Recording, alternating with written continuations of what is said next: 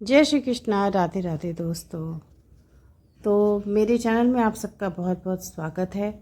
दोस्तों, हम भक्ति क्यों करते हैं? हम सभी भगवान की पूजा पाठ क्यों करते हैं? भगवान की सेवा, सभी का एक ही उत्तर है दोस्तों कि हम हमेशा पूजा पाठ अपनी इच्छा की पूर्ति के लिए करते हैं और ये स्वाभाविक है, सभी लोग करते हैं। सिर्फ हम या आपने इस संसार में जो भी प्रभु से जुड़ा है उसमें शायद ऐसे बहुत ही कम भक्त होंगे, बहुत ही कम ऐसे लोग होंगे जो विशुद्ध भक्त होंगे। विशुद्ध भक्त से मेरा मतलब ये है कि जो सिर्फ भक्ति चाहते हैं प्रभु से, सिर्फ उनका प्रेम चाहते हैं और भक्ति के बदले में उनकी कोई भी इच्छा नहीं होती। जो ऐसा भक्त होता है उसे कहते हैं विशुद्ध भक्त, जिसके मन में कोई कामना नहीं होती, जो सिर्फ प्रभु के प्रेम के लिए उनके नामों का जप करता है, भजन करता है, उनकी सेवा करता है। लेकिन दोस्तों, उस स्थिति तक पहुंच पाना हम सबके लिए बहुत ज़्यादा मुश्किल बात है, क्योंकि वो तभी होती है जब हमारे मन में वैराग्य आता है, और वैराग्य बहुत मुश्किल से आता है, वो तो बहुत दूर की बात है दोस्तों। तो जब हमारे मन में कोई इच्छा होती तभी हम प्रभु के निकट जाते हैं, और इसमें कोई भी बुराई नहीं होती है। जब हमने प्रभु को अपना सर्वस्व माना है, अपना मित्र, अपना सखा, अपना प्रियतम, अपने माता पिता, सब कुछ जब हम प्रभु को अपना मान लेते हैं तो फिर आखिर हमारी इच्छाओं की पूर्ति भी तो उनकी ही जिम्मेदारी है। ऐसा सोचना बिल्कुल सही है, इसमें कोई भी गलती नहीं है। लेकिन दोस्तों, अगर हम उस इच्छा की पूर्ति के लिए भक्ति करते करते अपनी मर्यादाओं का ही उल्लंघन करने लगे, हम ये भूल जाएं कि हम अपने प्यारे प्रभु के साथ, जो हमें इतनी सारी खुशियाँ और आनंद देते हैं, हम कैसा व्यवहार कर रहे हैं, तब वहाँ से हमसे अपराध होने शुरू हो जाते हैं। और हम ये भी भूल जाते हैं कि हम अपनी कामनाओं की पूर्ति के लिए प्रभु से मनोकामना मांगते मांगते भक्ति के पथ से कब हट गए हमें पता भी नहीं चला। दोस्तों, आज एक ऐसी ही सत्य लीला कथा आपको सुनाने जा रही हूँ, जिसे सुनकर शायद आपके मन में प्रभु के लिए इतनी पीड़ा हो, इतनी पीड़ा हो कि आपकी आंखों से ज़रूर आंसू छलक जाएंगे। दोस्तों, आज मैं आपको अनुपमा जी के जीवन में घटी सत्य घटना को सुनाने जा रही हूँ। अनुपमा जी, जो कि यूपी के एक शहर कानपुर में रहा करती हैं और राधा कृष्ण की परम भक्त हैं। कहने को तो वो राधा कृष्ण की भक्ति करती हैं, उनकी बहुत बड़ी भक्त हैं, लेकिन कभी उनके जीवन में एक ऐसा समय आया था जब अपनी इच्छाओं की पूर्ति के लिए उन्होंने प्रभु को प्रभु नहीं समझा। उन्होंने राधा कृष्ण और भगवान लड्डू गोपाल के साथ ऐसा किया जो कि हम कभी स्वप्न में भी नहीं सोच सकते दोस्तों। तो चलिए हम इस सत्य लीला कथा को पूरी अच्छी तरह से सुनते हैं, और इसे सुनने के बाद शायद हमें बहुत कुछ समझने को और जानने को मिलेगा। बहुत सारी ऐसी बातें जो हमें नहीं करनी चाहिए भक्ति के दौरान। तो चलिए हम जानते हैं दोस्तों। अनुपमा जी कानपुर नामक शहर में रहा करती हैं और राधा कृष्ण की काफ़ी वर्षों से भक्ति किया करती हैं। उनके घर में ठाकुर जी मतलब श्याम सुंदर और राधिका रानी तो विराजमान हैं ही, साथ में उनके घर में बाल राधिका और लड्डू गोपाल का भी विग्रह काफ़ी वर्षों से विराजमान है।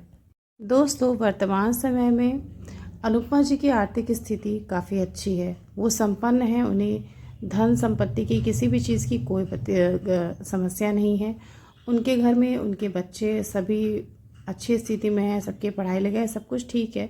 लेकिन उनके जीवन में अभी पिछला जो कुछ 5-10 वर्ष के अंदर उनका जो समय बीता, उस समय की वो घटना मेरे साथ शेयर करने लगी और मुझे बताने लगी कि पिछले 12-13 वर्ष से वो लड्डू गोपाल और बाल राधिका की सेवा करती हैं। क्यों करती थी? उसका कारण ये था कि उनके घर में जब उनका विवाह हुआ तभी से आर्थिक तंगी बहुत ज़्यादा थी।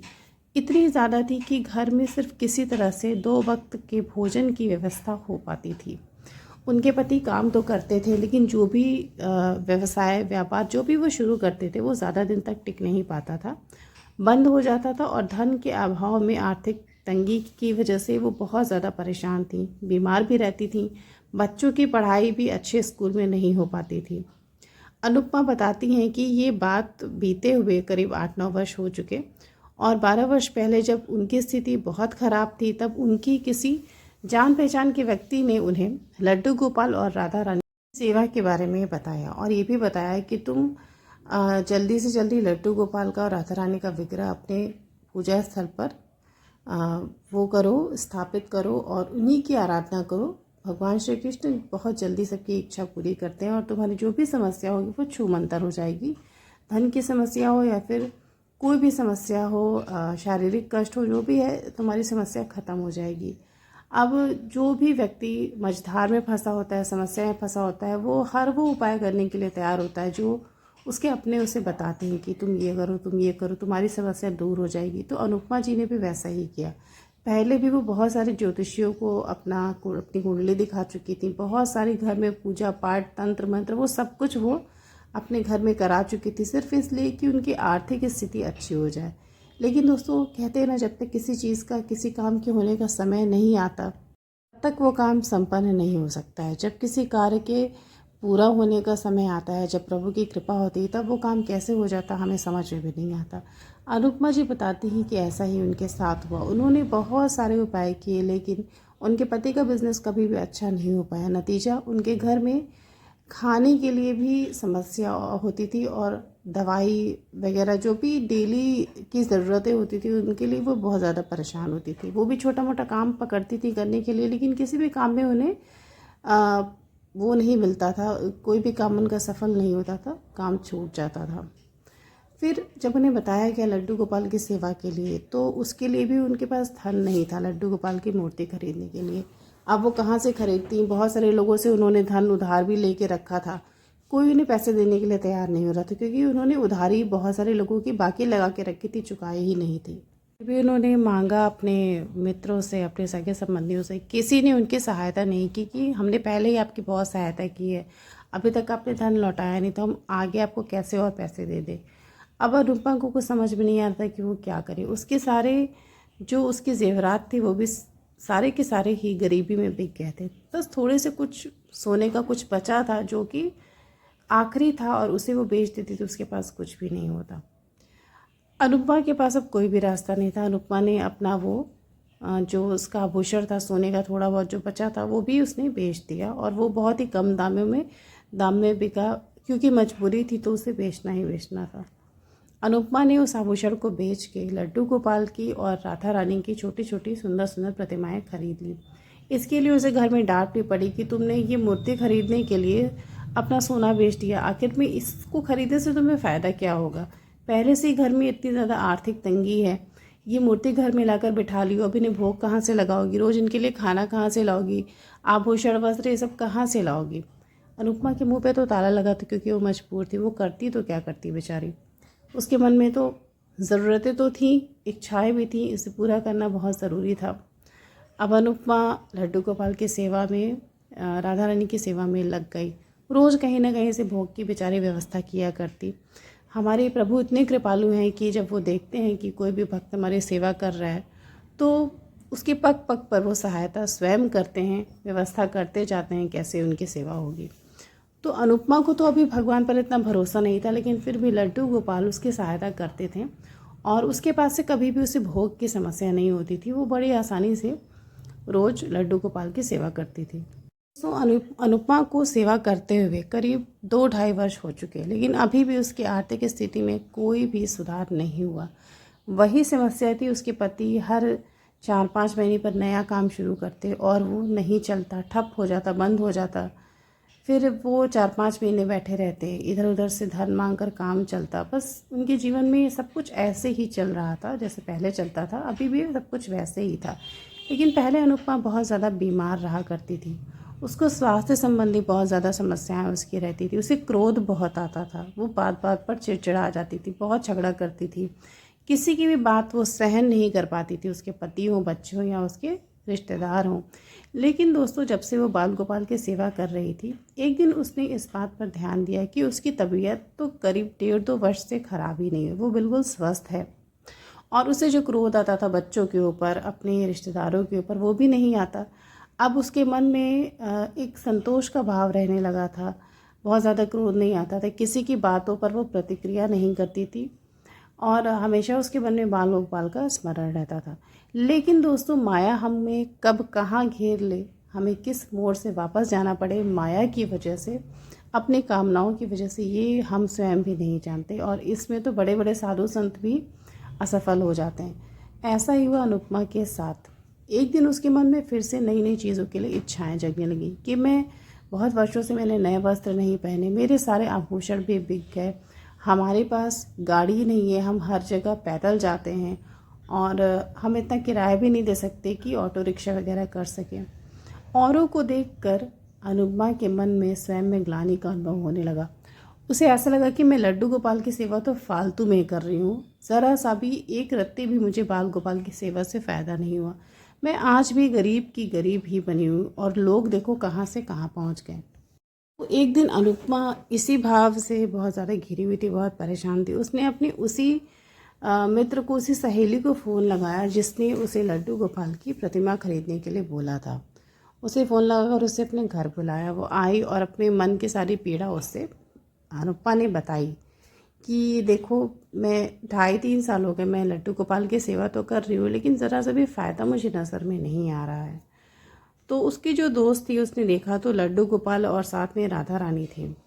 उसके दोस्त ने उसे समझाया कि देखो, सब कुछ धन ही तो नहीं होता और भगवान से ज़्यादा हमारा हितैषी कोई भी नहीं होता। अगर वो तुम्हें धन नहीं दे रहे हैं, अगर राधा रानी तुम्हें धन नहीं दे रही, तो तुम समझ जाओ कि इसमें तुम्हारी भलाई है और अभी तुम्हारा वो समय नहीं आया कि तुम्हें सारी चीज़ें मिले, तुम्हें सुख मिले, समृद्धि मिले। हो सकता है तुम्हारे जीवन में थोड़ी सी प्रतीक्षा और बाकी हो। तुम सेवा करती रहो, कभी न कभी तुम्हारे दिन ज़रूर पलटेंगे। और हाँ, उसकी जो दोस्त थी उसने ये भी बोला कि जब हमें प्रभु संपन्नता नहीं देते, हमारी दरिद्रता दूर नहीं करते, तो इसका मतलब ये है कि वो तुम्हें धन नहीं देना चाह रहे हैं, वो तुम्हारे मन में से सारी इच्छाओं का नाश करना चाह रहे हैं।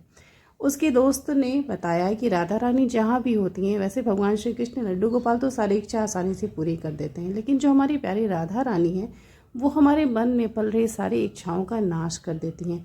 हमारे मन में जब कामना नहीं होती, वासना नहीं होती, तो हमारा मन स्वच्छ हो जाता है और सिर्फ भक्ति करता है। ये बात सुनते ही अनुपमा के होश उड़ गए।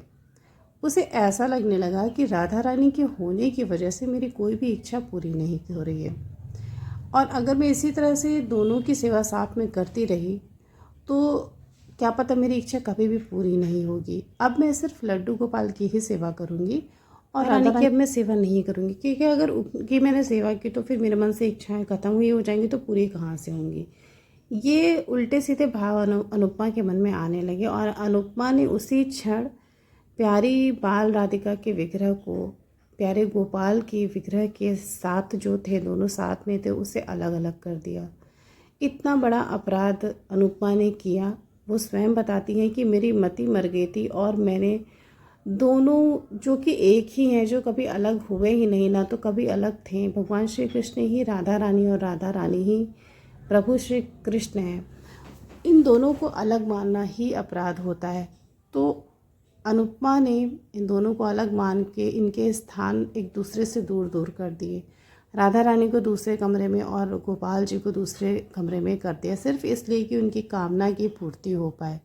अब राधा रानी दूसरे कमरे में चली गई। वो वहाँ पर किस स्थिति में हैं, भूखी हैं, प्यासी हैं, अनुपमा को ज़रा सा भी स्मरण नहीं था। उसे सिर्फ अपनी कामना नज़र आ रही थी कि अब तो मैं गोपाल जी की सेवा कर रही हूँ, अब तो बहुत ही जल्दी मेरे घर में धन की वर्षा होने लगेगी, अब तो जो भी मेरी इच्छाएं हैं वो स्वतः ही पूरी हो जाएंगी। दोस्तों, माया ऐसे ही हमारी बुद्धि पर प्रहार करती है। अगर हमारे मन में बहुत सारी कामनाएं उठ रही हैं तो आप समझ जाइए कि हमारे ऊपर माया का ही प्रकोप है और ऐसे में भक्त को प्रभु के नाम का शरण ज़रूर लेना चाहिए। लेकिन अनुपमा को तो उस समय कुछ भी समझ नहीं आ रहा था। अब वो राधिका रानी को भूल चुकी थी और सिर्फ लड्डू गोपाल की सेवा कर रही थी। उसके बाद अनुपमा जी बताती हैं कि एक दिन आया एकादशी का उनका व्रत था और उस दिन अनुपमा ने सोचा था कि आज मैं अपने लड्डू गोपाल के लिए अपने हाथों से भोग बनाऊंगी, उनके लिए पूरी हलवा का भोग बनाऊंगी और अपने हाथों से खिलाऊंगी, मिठाइयाँ बनाऊंगी, ढेर सारे फल ले आऊँगी अपने गोपाल जी के लिए। तो सारी तैयारियां अनुपमा ने किसी तरह से धन की व्यवस्था करके इधर उधर से किया। अब वो एकादशी के दिन स्नान आदि करके लड्डू गोपाल की नई पोशाक लेकर जाती है उनके कमरे में उनके सेवा के लिए। लेकिन जब वो वहाँ पहुँचती है तो उसे जो दिखता है वो बड़ा ही ज़्यादा रहस्यमयी होता है। अनुपमा देखती है कि लड्डू गोपाल अपने स्थान पर हैं ही नहीं। अब वो परेशान हो जाती कि कहाँ चले गए, मैंने तो उन्हें यहीं बैठाया था। वो सबको जगा कर पूछने लगती है, लेकिन किसी को भी नहीं पता रहता। उसे ये नहीं याद आता कि राधा रानी की ही सेवा कर लें, आज एकादशी है, राधा कृष्ण कोई अलग तो है नहीं। ये बात उसके दिमाग में नहीं आती, क्योंकि उसकी मति भ्रम हो चुकी रहती है अपनी कामनाओं की वजह से। पूरा घर खोज लेती है, लेकिन लड्डू गोपाल कहीं भी नज़र नहीं आते। तभी उसकी अनुपमा की बेटी रहती है, वो उठ जाती है। उससे वो पूछती है कि तुमने लड्डू गोपाल देखे, कहीं हटाए तो नहीं।